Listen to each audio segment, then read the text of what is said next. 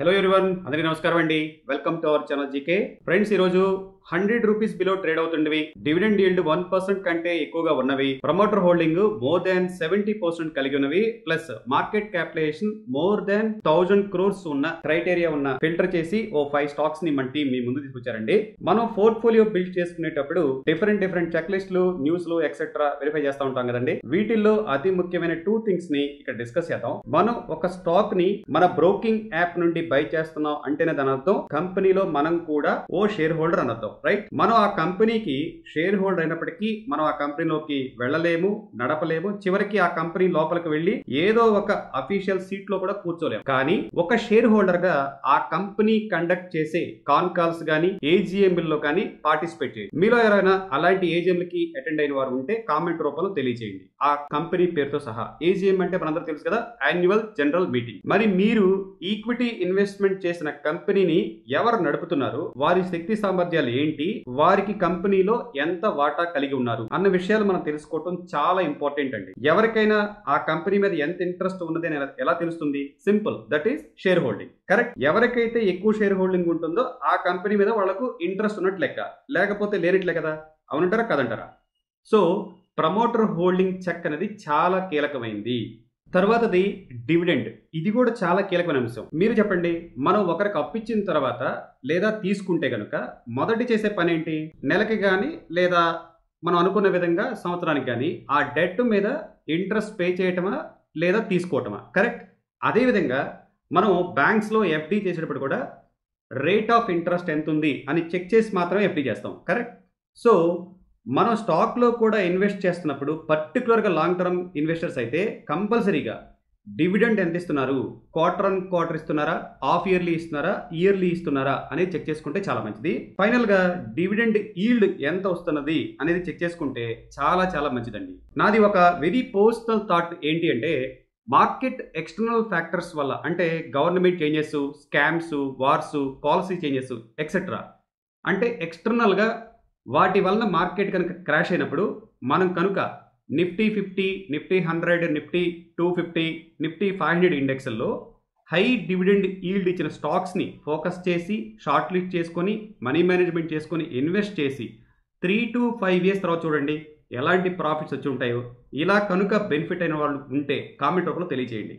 ఈ high promoter holding plus dividend yield కలిగిన 5 స్టాక్స్ని మన టీము ఐడెంటిఫై చేశారు. ఇక డైరెక్ట్గా స్టాక్స్ ఫండమెంటల్ డేటా కార్డ్ని వెరిఫై చేద్దామండి. మన మొదటి కంపెనీ ఆంధ్ర పేపర్. ఈ కంపెనీ బిజినెస్ వచ్చేసరికి manufacturing and sale of paper, pulp and paper boards అండి.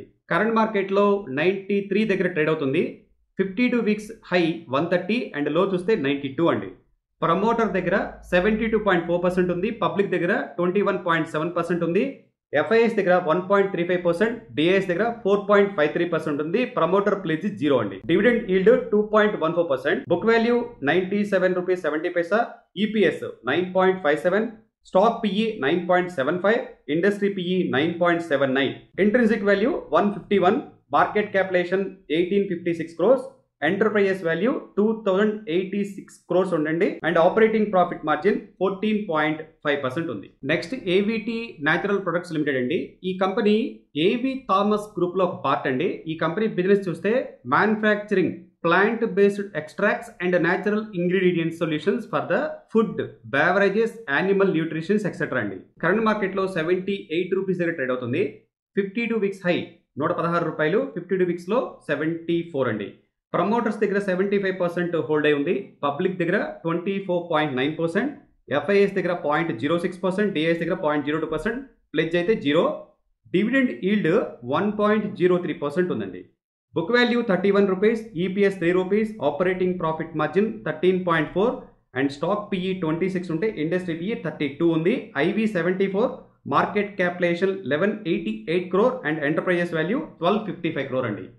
నెక్స్ట్ కంపెనీ ట్రైడెంట్ అండి. ఈ కంపెనీ 1990లో ఇన్కార్పొరేట్ చేశారు. కంపెనీ యొక్క బిజినెస్ చూస్తే yarn, terry towels and bedsheets and paper chemicals manufacturing, trade and selling అండి. కరెంట్ మార్కెట్లో 32 దగ్గర ట్రేడ్ అవుతుంది. 52 వీక్స్ అయితే 53, 52 వీక్స్ లో అయితే 31. ప్రమోటర్ దగ్గర 73.2% హోల్డ్ అయి ఉంది, పబ్లిక్ దగ్గర 22.8%, ఎఫ్ఐఎస్ దగ్గర 2.73, డిఐఎస్ 0.07, ప్లెడ్జ్ అయితే 0 అండి. Dividend yield 1.13%, book value ₹8.41, EPS 0.63 63 పైసలు, ఆపరేటింగ్ ప్రాఫిట్ మార్జిన్ 13.2 అండి, stock PE 50, industry PE 26, IV అయితే ₹8.38 ఉంది, మార్కెట్ క్యాపిటలైజేషన్ 16,195 crore ఉంటే ఎంటర్ప్రైజెస్ వాల్యూ 17,383 crore ఉందండి. నెక్స్ట్ కంపెనీ అందరికీ సుపరిచితమైందే, బిజినెస్ బ్యాంకింగ్ సెక్టర్ అండి, ఐడిబిఐ బ్యాంకు. కరెంట్ మార్కెట్లో స్టాక్ ఇప్పుడు 77 దగ్గర ట్రేడ్ అవుతుంది. 52 వీక్స్ హై చూస్తే 108, 52 వీక్స్ లో చూస్తే ₹59.50. అండ్ సెప్టెంబర్ 2024కి ప్రమోటర్ దగ్గర 94.7% ఉందండి. దీనిలో ఎల్ఐసికి 49.24% అండ్ ప్రెసిడెంట్ ఆఫ్ ఇండియా అంటే గవర్నమెంట్ కాబట్టి 45.48% ఉంది. బోత్ ఆర్ పబ్లిక్ అనుకోండి. ఇక పబ్లిక్ హోల్డింగ్ వచ్చేసరికి 4.64% ఉంది, ఎఫ్ఐఎస్ దగ్గర 0.46% ఉంది, అండ్ డిఐఎస్ దగ్గర 0.17% ఉంది. డివిడెండ్ ఈల్డ్ చూస్తే 1.95% ఉంది, అండ్ మార్కెట్ క్యాపిటలైజేషన్ 82,858 crore ఉంటే స్టాక్ పిఈ 12.2 ఉంది, అండ్ ఇండస్ట్రీ పిఈ 10.7 ఉంది.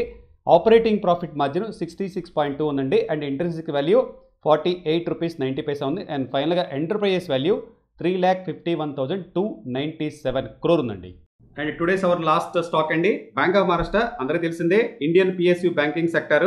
కరెంట్ మార్కెట్లో ₹50 దగ్గర ట్రేడ్ అవుతుంది. 52 వీక్స్ హై 73, 52 వీక్స్లో 42. అక్టోబర్ 24కి ప్రమోటర్ దగ్గర అంటే government of India, president of India అకౌంట్లో ఉంటాయి.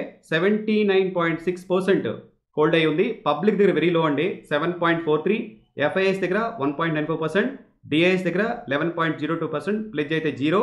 Book value 28, EPS 6.91, operating profit margin 60.1% ఉందండి. Stock PE 7.93, industry PE 9.28, IV వచ్చేసరికి ₹53 ఉందండి. Market cap 38,842 crore, enterprises value 2,86,976 crores కలిగి ఉందండి. ఇవి మీ ముందు తీసుకొచ్చిన స్టాక్స్ అండి. ఈ రీసెర్చ్ అంతా కూడా మనం తెలుసుకుంటూ చేసుకుంటూ మనకు తెలిసిన దాన్ని మనందరితో పంచుకుంటున్నాం.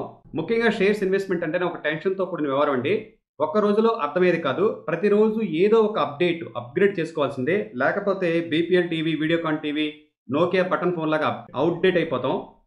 ఏదో ఒకటి బై చేసే కంటే ఎంతో కొంత తెలుసుకొని ఎక్స్పర్ట్స్ యొక్క రీసెర్చ్ రిపోర్ట్స్ని బేస్ చేసుకుని ఇన్వెస్ట్మెంట్ చేస్తే చాలా మంచిది. కాబట్టి ఇన్వెస్ట్మెంట్ చేయబోయే ముందే ఆలోచించండి, ఇన్వెస్ట్మెంట్ చేసిన తర్వాత కాదు.